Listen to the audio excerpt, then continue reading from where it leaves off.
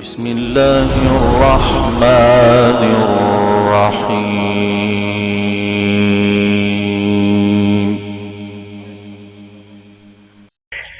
اعوذ باللہ من الشیطان الرجیم، بسم اللہ الرحمن الرحیم۔ ناظرین، آج ہم کو جامع بخاری، صحیح بخاری کے متعلق بتایا جائے گا۔ قرآن کریم کے بعد امام بخاری کی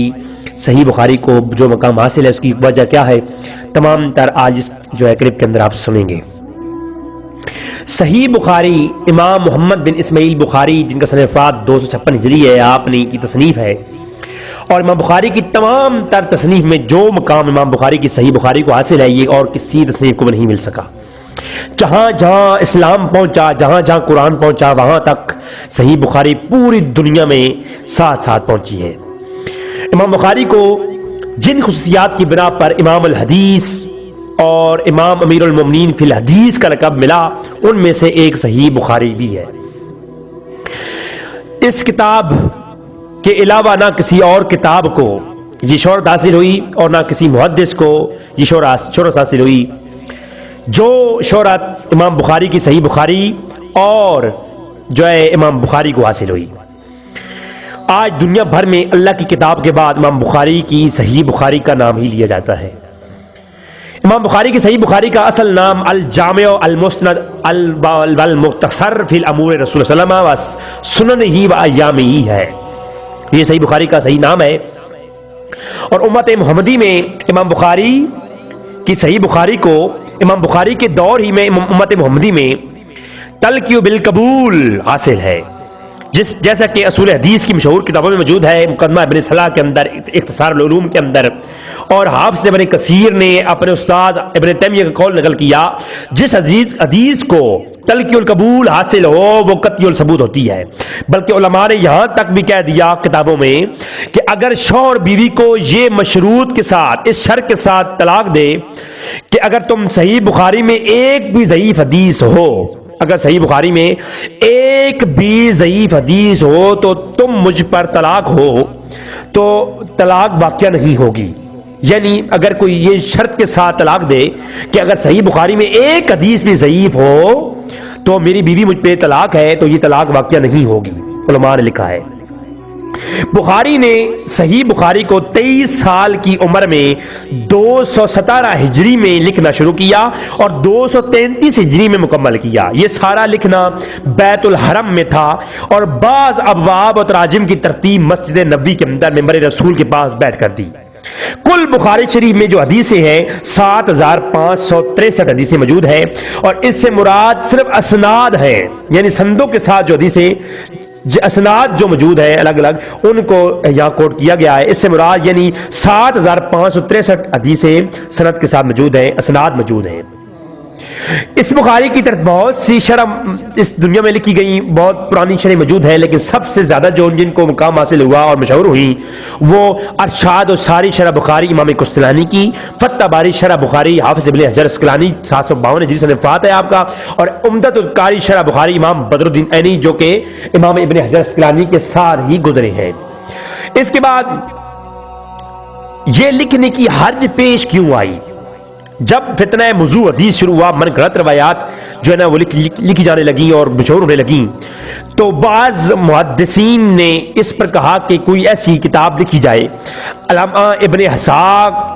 ظفویہ نے بھی یہ جو ہے ریکویسٹ کی امام بخاری سے، اور بہت سارے ائمہ نے اپنی اپنی مسندیں لکھی، جن میں عبید اللہ بن موسیٰ اموی کی مسند، نعیم بن حماد کی مسندیں، احمد بن حنبل اور عثمان بن ابی شیبہ اور اسحاق بن زافیہ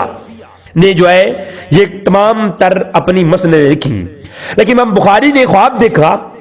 کہ نبی کریم صلی اللہ علیہ وسلم پر مکھیاں بیٹھ رہی ہیں اور میں جو ہے اپنی پنکھی کے ساتھ اڑا رہا ہوں۔ تو جب اس خواب کی تعبیر پوچھی تو علماء نے بتائی کہ اس کی تعبیر یہ ہے کہ تم حضور کی تمام تر حدیثوں میں جو ضعیف اور موضوع من گھڑت روایات ہیں ان کو الگ کر کے ایک صحیح حدیثیں سامنے لاؤ گے۔ تو اسی پر امام بخاری نے پھر صحیح بخاری کا لکھنا شروع کیا۔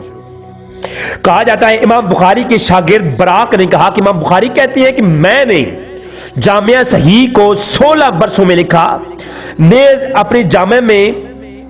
کوئی بھی ایسی ضعیف روایت شامل نہیں کی اور صحیح روایت بھی اس ٹائم تک شامل نہیں کی جب تک کہ میں نے غسل کر کے 2 رکعت نماز ادا نہ کی ہو اور ہر حدیث پر میں نے استخارہ نہ کیا ہو۔ اسی پر براق کہتے ہیں، آپ کے جو شاگرد تھے امام بخاری کے، وہ کہتے ہیں کئی دفعہ میں نے دیکھا امام بخاری رات کو اٹھے، نیند سے بیدار ہوئے اور آپ نے حدیث پر نشان لگا دیا، یعنی گویا آپ ہر حدیث پر استخارہ کرتے تھے اور امام بخاری ہر حدیث کو غسل کر کے 2 رکعت نماز نفل ادا کر کے استخارہ کر کے لکھا کرتے تھے۔ اسی پر امام بخاری کہتے ہیں جب تک مجھے یقین نہ ہو جاتا کسی حدیث کو صحیح ہونے کا تب تک میں اپنے جامع کے اندر اس کو نقل نہ کرتا۔ علامہ ابن عدی فرماتے ہیں کہ امام بخاری ہر باب اور ہر تراجم کو روضہ رسول اور منبر رسول کے پاس بیٹھ کر کے لکھا ہے۔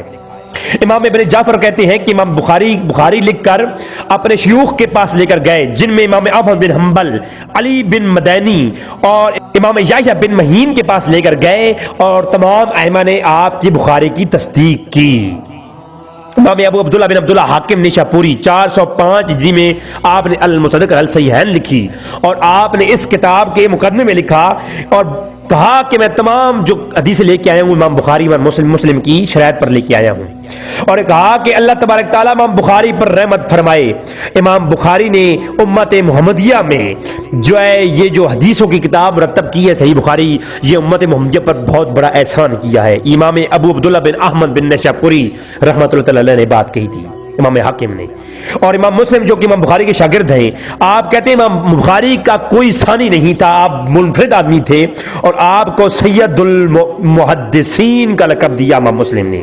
تو ناظرین، امام بخاری کی صحیح بخاری کو وہ مقام حاصل ہے کہ آج قرآن کے بعد صحیح بخاری کا نام لیا جاتا ہے۔ یہ امام بخاری کی وہ صحیح بخاری ہے جس کے مقابلے میں اور کوئی کتاب بالکل نہیں ہے، اور امام بخاری کی صحیح بخاری کے اندر تمام تر صحیح حدیثیں ہیں، اور آج علماء کا اتفاق ہے کہ ہر مسلک کا عالم ہو پورے روئے کائنات کے اندر قرآن کے بعد امام بخاری کا نام لیتا ہے۔ دعا ہے کہ رب تعالیٰ ہمیں حدیث رسول پڑھنے کی اور سمجھنے کی توفیق عطا فرمائے، اور محدثین کی ان احسان کے بدلے